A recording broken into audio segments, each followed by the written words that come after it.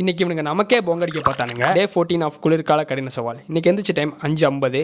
எந்திரிச்சு வழக்கம் போல் பள்ளிக்கு போய் ப்ரேயரை முடிச்சாச்சு. அவுட்டோர் ட்ரைனிங் செஷனுக்கு ஒரு தரமான பங்கமான ஸ்பாட்டுக்கு தான் போயிட்டு இருக்கிறோம். நம்ம தாத்தா காலத்திலலாம் கட்டப்பட்ட ஒரு அரிய வகை ஸ்விம்மிங் பூல் தான் இது.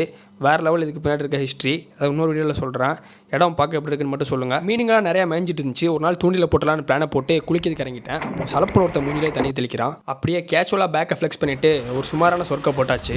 நம்ம கையில் இருந்த இன்ஜுரி இன்னும் ஃபுல்லாக சரியாகலை. வலி வந்ததுனால கொஞ்சம் தூரத்தில் யூட்டனை போட்டு திரும்ப வந்துட்டேன். அப்போ தான் நம்மளை நோக்கி 2 குட்டி குழந்தை பாய்ஸ் வந்தாங்க. நீங்கள் யூடியூபரானு கேட்டு ஆமான்னு சொன்னது ஒரு சேலஞ்ச் இருக்குது பண்ணுறீங்களா அப்படின்னு கேட்டானுங்க.